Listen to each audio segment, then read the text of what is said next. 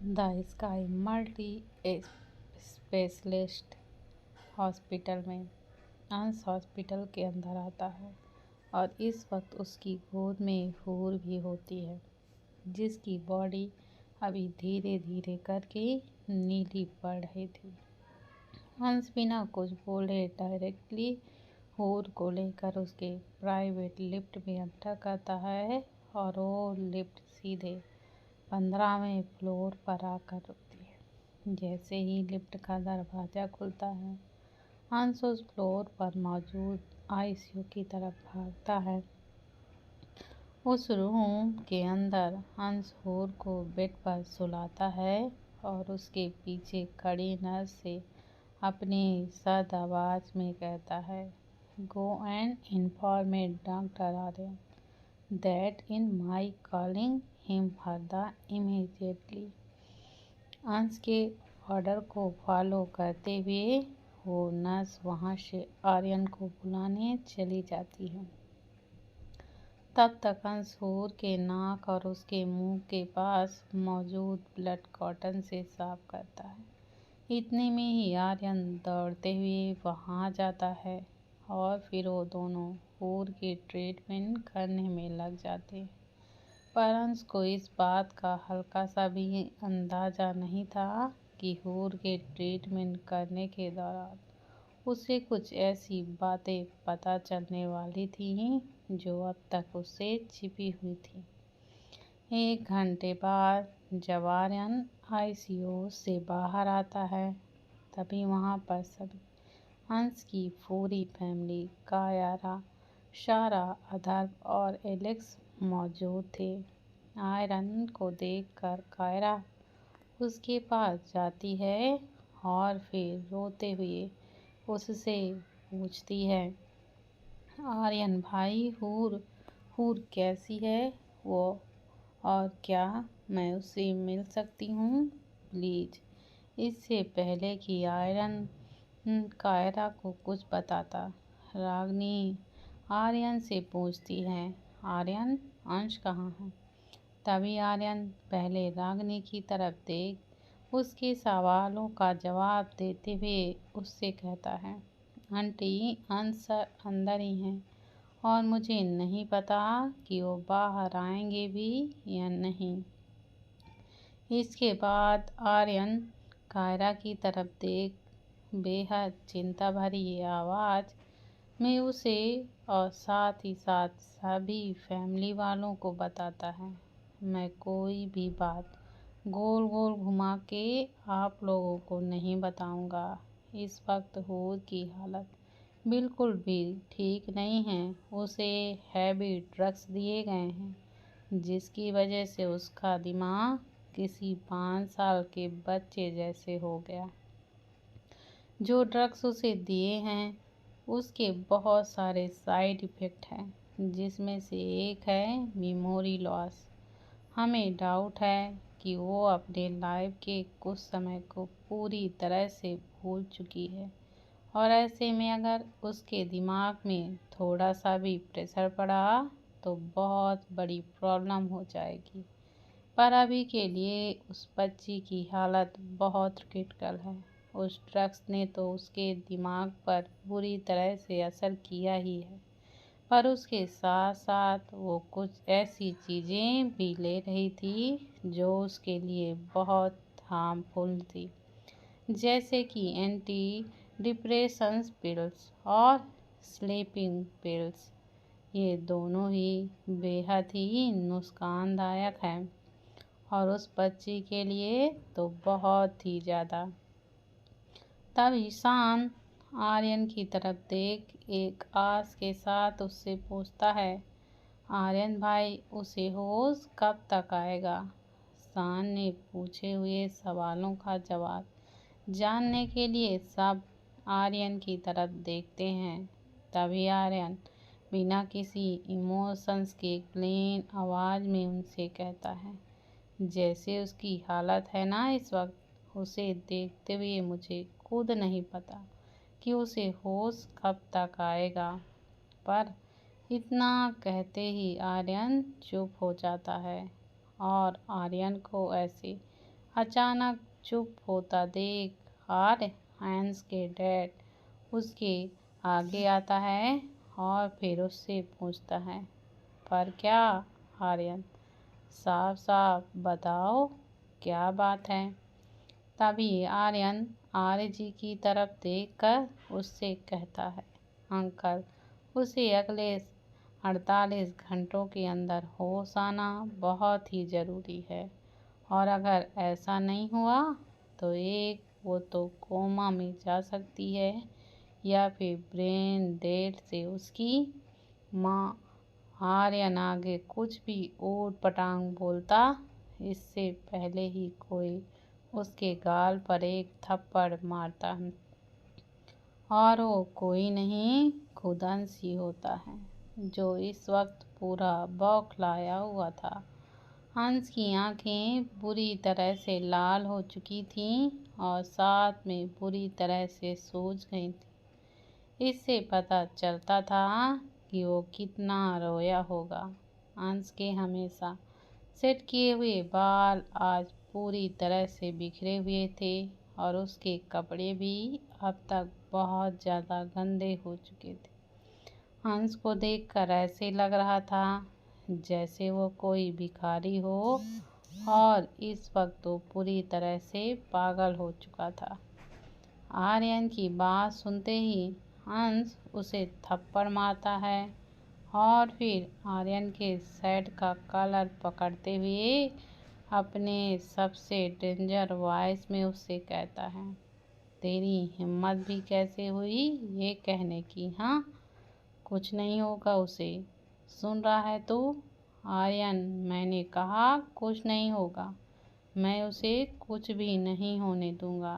तभी वो धड़ाम से नीचे जमीन पर बैठता है और उसे ऐसे देख आर्यन और अथर्व उसके पास बैठते हैं।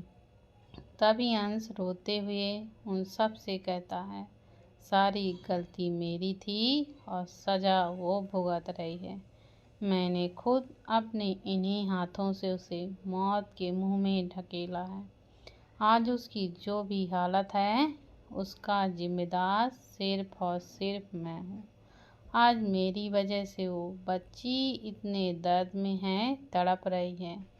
मैंने जितने भी टॉर्चर किए उससे मेरा मन नहीं भरा, तो मैंने उसकी जान खतरे में डाल दी और इस वक्त लड़ रही है वो अपनी ज़िंदगी के लिए। क्यों? सिर्फ मेरी वजह से।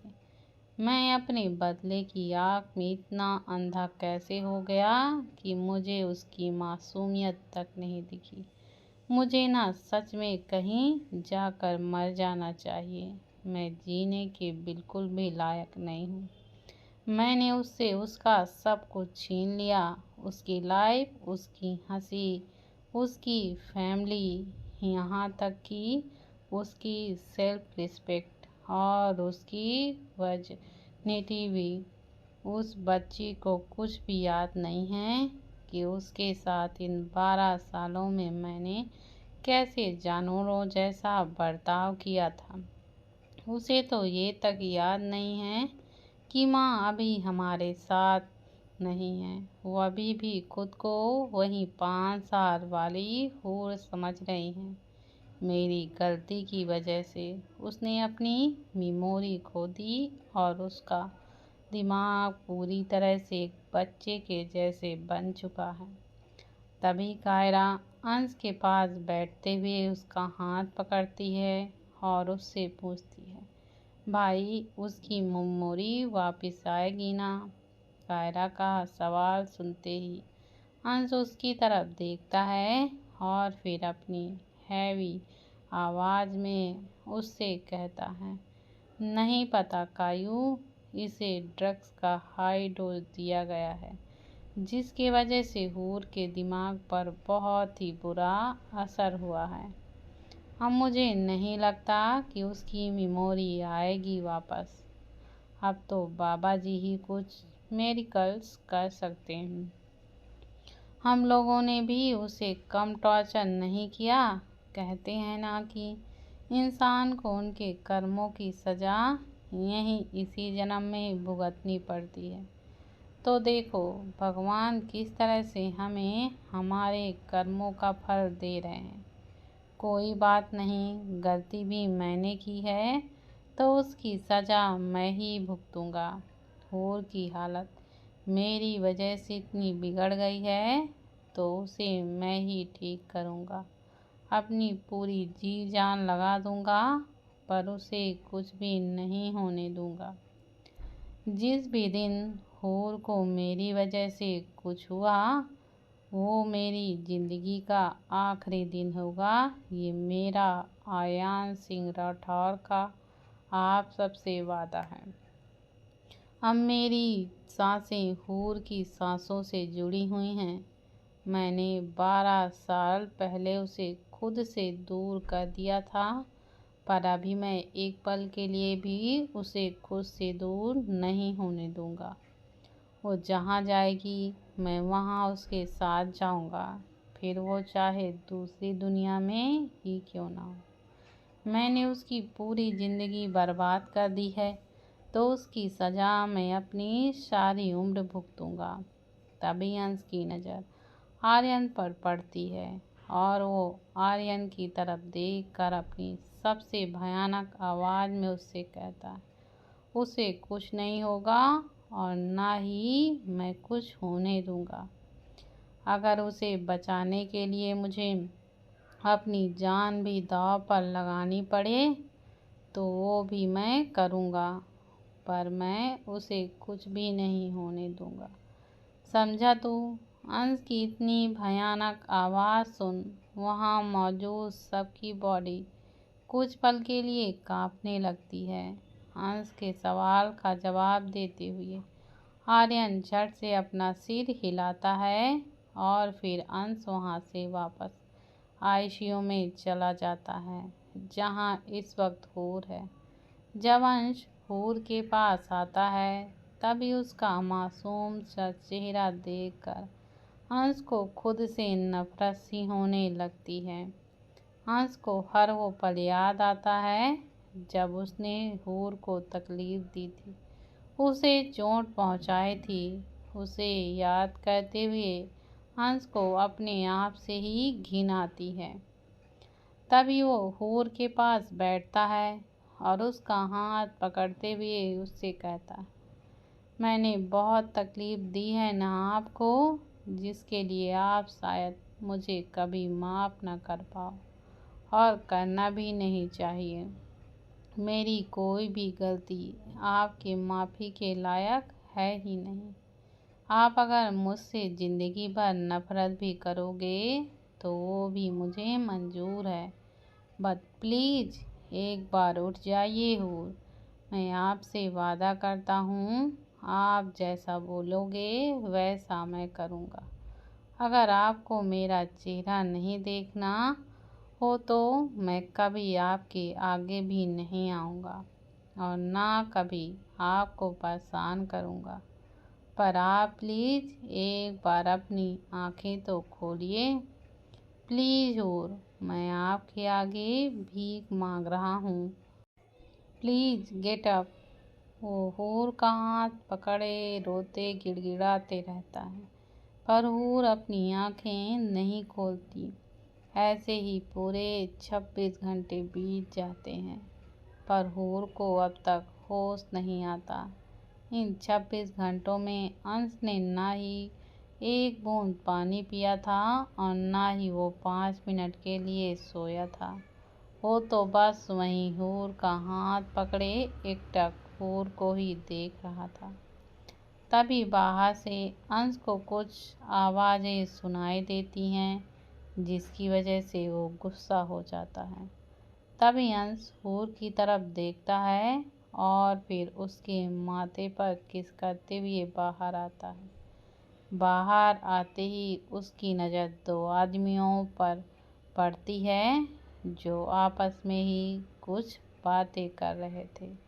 इससे पहले कि अंश उन सब पर बरस पड़ता उनमें से एक आदमी दूसरे से कहता है, हाँ मुझे भी खुद यकीन नहीं हो रहा था पर मैंने जब अपनी आँखों से देखा तब मेरा भी विश्वास बैठ गया कि आज के इस वैज्ञानिक युग में भी ऐसे बड़े बड़े चमत्कार होते हैं। उस आदमी की बात सुनकर अंश वहीं खड़ा उनकी बातें सुनता है। तभी वो दूसरा आदमी पहले वाले से कहता है, अरे मैंने तो पहले ही कहा था ना कि जब दवा असर नहीं करती तब दुआ ही काम करती है। अगर कोई बहुत सच्चे दिल से कोई दुआ मांगता है तो उसकी दुआ ज़रूर कबूल होती है। और अजमेर शरीफ दरगाह है तो इसका जीता जागता सबूत है, जहाँ जो भी जाकर सच्चे दिल से किसी के लिए दुआ करता है तो अल्लाह उसकी दुआ कबूल करते हैं। इसी के साथ वो दोनों वहाँ से चले जाते हैं और इधर अंश उनकी बातें सुनकर कुछ सोचने लगता है। तभी उसे पीछे से एक आवाज़ आती है जो उससे पूछता है, तो तू क्या सोच रहा है अंश? उस आवाज़ को सुनते ही अंश अपने पीछे मुड़कर देखता है तो वहाँ सभी आर्यन, आरजी, शान, अथर्व और एलेक्स को देखता है। ये सवाल अंश के पापा आर्य ने पूछा था, तो आर्य के सवाल का जवाब देते हुए अंश उनसे कहता है, मुझे वहाँ जाना है डैड। अंश की बात को काटते हुए शान अंश से कहता है, भाई आर यू सीरियस? मतलब यार, आप खुद एक इतने बड़े डॉक्टर होकर इन सभी चीज़ों पर यकीन कैसे कर सकते हो? तभी अंश अपनी पूरी तरह से सूजी हुई आँखों से शान की तरफ देख उससे कहता है, हाँ दुनिया के लिए हूँ मैं बहुत बड़ा डॉक्टर, पर अभी मेरी ये डॉक्टरी कोई काम में नहीं आ रही। और डॉक्टर भी कोई जादूगर नहीं होते सु, वो भी तुम सब की तरह इंसान ही होते हैं जिन्हें भगवान पर विश्वास होता है। और जहाँ विश्वास होता है ना, वहाँ चमत्कार भी होता है। और मेरे इसी विश्वास के लिए मुझे वहाँ जाना है। आज उस बच्ची की जो भी हालत है उसका जिम्मेदार मैं ही हूँ, तो उसे ठीक करने के लिए मुझे जो भी करना पड़े और दुनिया के जिस भी कोने पे जाना पड़े मैं कहीं भी जाऊंगा। 26 घंटे हो चुके हैं, मतलब अभी भी मेरे पास 22 घंटे हैं, मुझे अभी निकलना होगा। तभी अथर्व अंश से कहता है, ठीक है, अगर तुझे जाना ही है तो तू अकेला वहाँ नहीं जाएगा, मैं और ईशु तेरे साथ आ रहे हैं। तभी अंश कुछ कहने ही वाला होता है, पर अथर्व उसे चुप कराते हुए उससे कहता है, तू हमें तेरे साथ आने से नहीं रोकेगा अंश। थोड़ी अपनी हालत देख, तूने कुछ खाया पिया नहीं है और उस पर फिर से इतना तेज बुखार है तुझे। तूने सोचा है अगर तुझे कुछ हो गया तो प्रिंसेस को ठीक कैसे करेगा? हाँ, तो इसलिए मैं तुझे बोल रहा हूँ, हम भी तेरे साथ चल रहे हैं। और आर्य अंकल आयरन के साथ यहीं हैं, हूर के पास। तभी अंश एलेक्स की तरफ देख उससे कहता है, एलेक्स जेट रेडी करवाओ, हमें अभी जयपुर के लिए निकलना होगा, हमारे पास वक्त बिल्कुल नहीं है। अंश का ऑर्डर मिलते ही एलेक्स उनके जाने के लिए सभी अरेंजमेंट करवाने लग जाता है। तभी आर्य जी अंश के गाल को पकड़ते हुए उससे कहता है, एलेक्स जब तक सभी अरेंजमेंट करवा रहा है तब तक तू भी चेंज कर ले, कल से इन्हीं कपड़ों में है तू। आर्यन जी की बात सुनकर अंश अपने बने केबिन में उसके पर्सनल रूम में जाकर अपने कपड़ों को चेंज करता है। और जब एलेक्स उसे बताता है कि जेट रेडी है, तभी अंश आर्यन की तरफ देखकर उससे कहता है, आर्यन प्लीज बी केयरफुल। तभी आर्यन अंश का हाथ पकड़ते हुए उससे कहता है, डोंट वरी सर, मैं हूँ और का ध्यान पूरी तरह से रखूँगा। आप उसकी चिंता मत करो, अपना ध्यान रखो and have a safe journey. अंश बस अपना सिर हिलाता है और लास्ट टाइम हूर के रूम में जाकर उसके माथे पर किस करता है और फिर वो चारों अंश, एलेक्स, शान और अथर्व वहाँ से निकल जाते हैं। कुछ ही देर में अंश का प्राइवेट जेट मुंबई से जयपुर के लिए निकल जाता है और फिर वहाँ से वो लोग एक कार में बैठते हैं और अगले 2.5 घंटों में वो चारों अजमेर शरीफ दरगाह के आगे खड़े होते हैं। जो बंदिशें थीं ज़माने की तोड़ आया हूँ, मैं तेरे वास्ते दुनिया को छोड़ आया हूँ। आया तेरे दर पर दीवाना, आया तेरे दर पर दीवाना। अंश उस दरगाह की तरफ देखता है और फिर वो दरगाह के बड़े से मेन गेट के अंदर आता है। उसके पीछे पीछे वो तीनों भी होते हैं। अंदर आते ही अंश दरगाह पर चढ़ने के लिए एक फूलों की चादर लेता है और उसके साथ कुछ दूसरा सामान भी जो यहाँ यूज होता है। तेरा दीवाना, तेरा दीवाना, तेरा दीवाना आया है तेरे दर पर। दीवाना आया तेरे दर पर, दीवाना तेरा दीवाना। वो सभी चीज़ें लेकर वो दरगाह के अंदर आते हैं और फिर एक तरफ अपने जूतों को उतार कर अपना अपना सिर कपड़े से ढकते हैं। उसके बाद वो चारों वहाँ पर एक तरफ लगे नल के पास आते हैं और वहाँ अपने हाथों और पैरों को साफ करते। आखिर में वो चारों दरगाह के अंदर जाते हैं और तभी अंश उस फूलों की चादर वाली टोकरी को वहाँ मौजूद इमाम को सौंप देता है और फिर इमाम इस चादर को खोलकर उसे दरगाह पर बिछाते हैं। पर जब इमाम उस फूलों की चादर को दरगाह पर बिछा रहे थे तभी उन चारों ने भी उस चादर को पकड़ लिया था। दरगाह पर चादर चढ़ाने के बाद वो चारों दरगाह पर अपना माथा टेकते हैं। कुछ 5 मिनट बाद वो तीनों अथर्व, शान और एलेक्स तो वहाँ से हट जाते हैं, पर अंश अभी तक वहीं उसी हाल में होता है। इस वक्त अंश दरगाह पर अपना माथा टेकने के साथ फूट फूट कर रो रहा था।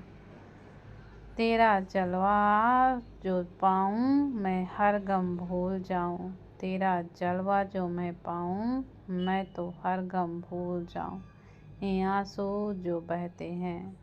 थोड़ी देर बाद अंश दरगाह की तरफ देखता है और फिर अपने हाथ जोड़ते हुए अपने घुटनों के बल बैठ जाता है।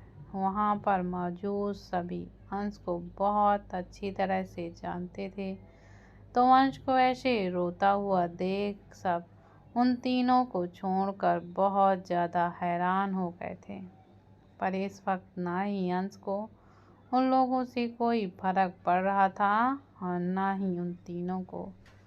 तभी अंश रोते हुए उस दरगाह की तरफ देखता है और कहता है, मुझे पता है कि मुझसे अनजाने में बहुत बड़ी भूल हुई है और मैं उसकी सज़ा भुगतने के लिए तैयार भी हूँ। आप जो मर्जी हो वो सज़ा मुझे दीजिए, मैं बिना कोई शिकायत के उसे अपनाऊंगा। पर मेरी किए की सज़ा आप इसे क्यों दे रहे हैं उसे? इसमें तो उस मासूम की कोई गलती भी नहीं।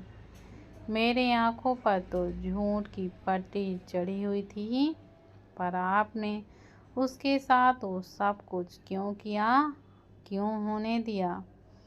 जब मैं उस बच्ची के साथ इतना बुरा कर रहा था तभी आप मुझे रोक सकते थे, मुझे सज़ा दे सकते थे, पर आपने भी ऐसा कुछ नहीं किया। मैंने अपनी नफ़रत की आग में उसे बुरी तरह से जला दिया और आज उसकी जो भी हालत है उसका जिम्मेदार मैं हूँ।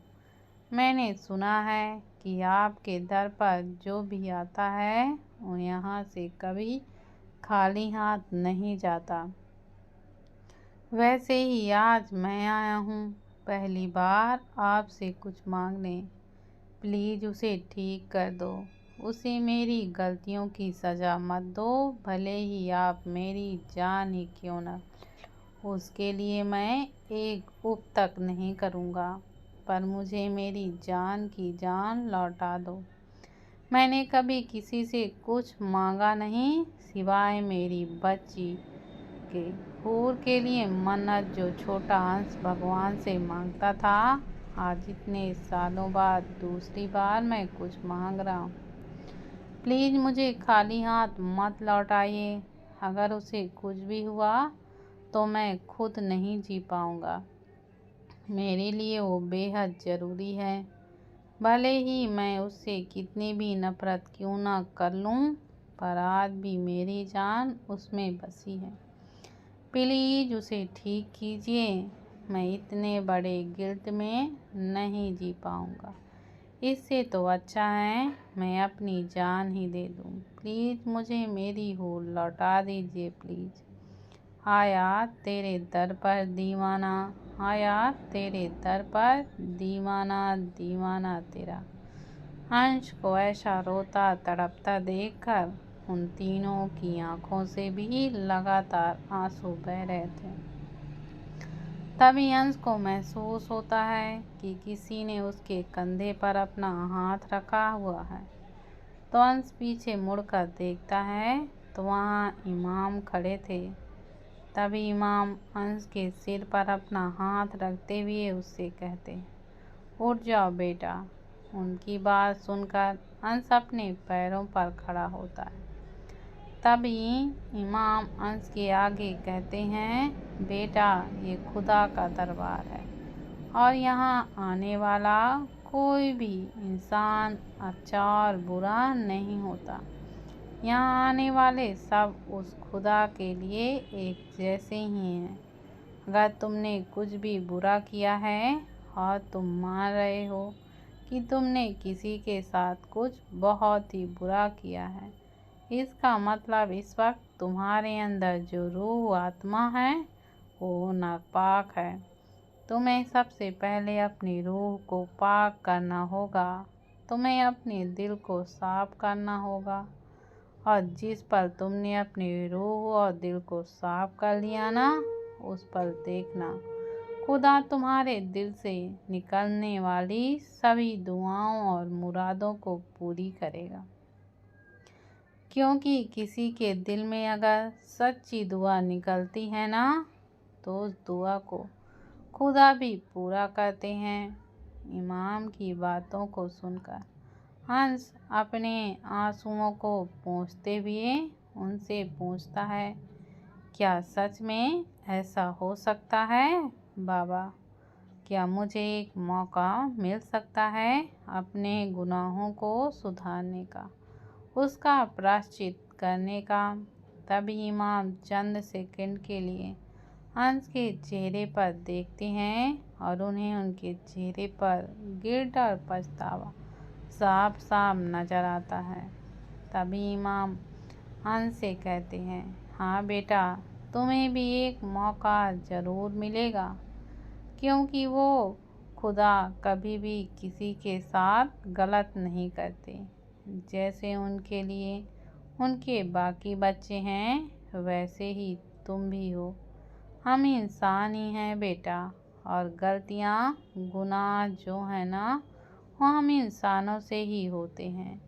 बाकी अपनी उस गलती को सुधारना या फिर उसे भुलाकर आगे बढ़ना, ये भी हमारे हाथ में ही होता है।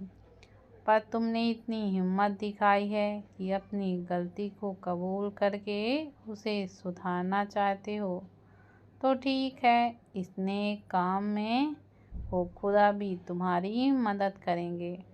पर याद रखना, मौका सिर्फ एक बार ही मिलता है, तो तो इस मौके को तुमने अपने हाथ से जाने नहीं देना। इमाम की बातें सुनकर अंश उनसे कहता है, मैं इस मौके को बिल्कुल भी नहीं छोड़ूंगा बाबा। प्लीज़ आप ही मुझे बताइए कि मुझे क्या करना होगा, जिससे अल्लाह मेरी मुरादें पूरी कर दे और मेरी जान को मुझे वापस लौटा दे।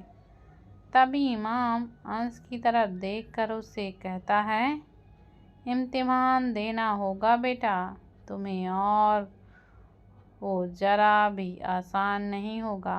इस इम्तिहान को पूरा करने के लिए तुम्हें बहुत दर्द भी सहना पड़ेगा। अगर तुम्हारे प्यार में सच में ताकत और सच्चाई है तो ये इम्तिहान भी तुम आसानी से पार कर जाओगे और तुम्हारी जो भी मुराद है उसे वो खुदा पूरी करेंगे। जो बोलो, क्या तुम तैयार हो अपने प्यार का इम्तिहान देने के लिए? इमाम की बातें सुनकर अंश बिना एक पल भी गंवाए उनसे कहता है, हाँ मैं तैयार हूँ बाबा, भले ही इसमें मेरी जान ही क्यों ना चली जाए, पर ये टेस्ट मैं ज़रूर दूंगा। मुझे मेरा बच्चा सही सलामत चाहिए और उसके लिए मैं कुछ भी कर सकता हूँ, किसी भी हद तक जा सकता हूँ। आप मुझे बताइए मुझे क्या करना है, वो सब कुछ मैं करूँगा। तभी इमाम अंश की तरफ देखकर उससे कहते हैं, तो ठीक है चलो मेरे साथ। इतना कहकर इमाम दरबार से बाहर आते हैं और दरगाह में ही कहीं जाते हैं और वो चारों अंश, इलेक्सान और अथर्व उनके पीछे पीछे ही होते हैं। तभी इमाम एक जगह पर आकर रुकते हैं जहाँ पहले से ही बहुत लोग इकट्ठा हुए थे और वहाँ का माहौल भी बहुत ही गर्म था। तभी इमाम एक तरफ इशारा करते हुए अंश से कहते हैं, तुम्हें इन दहकते हुए अंगारों पर चलना होगा, वो भी नंगे पैर। तो अभी वो बोलो, क्या तुम ये इम्तिहान दे पाओगे? मैं इसके लिए तुम पर कोई ज़बरदस्ती नहीं करूँगा बेटा, ये तुम्हारा फैसला होगा। इमाम की बात सुनकर वो चारों उस तरफ देखते हैं जहाँ इमाम ने इशारा किया था। अपने आगे का नज़ारा देखते ही उन तीनों, सान, अथर्व और एलेक्स के तो होश ही उड़ जाते हैं। तो वहीं अंश के चेहरे पर कोई भी एक्सप्रेशन नहीं होता। अंश पर अपनी लाल आंखों से उन दहकते हुए अंगारों की तरफ ही देख रहा था। उन आग में तपते हुए अंगारों को देखकर एक पल के लिए अंश की रूह भी कांप गई थी, पर तभी उसके सामने वो सब आता है जो उसने इन 12 सालों में उस मासूम सी बच्ची के साथ किया था और जिसका नतीजा वो बच्ची आज हॉस्पिटल में पड़ी अपनी ज़िंदगी और मौत से लड़ रही थी। तभी बिना किसी देर के अंश इमाम से कहता है, मैं इस दहकते हुए अंगारों पर चलने के लिए तैयार हूँ बाबा। मैं वो हर इम्तिहान दूंगा जिससे मेरी हूर की जान बच जाए। अंश की बातें सुनकर इमाम के चेहरे पर एक हल्की सी मुस्कान आ जाती है और तो और वो तीनों अंश की बातें सुनकर गहरे सदमे पर चले जाते हैं।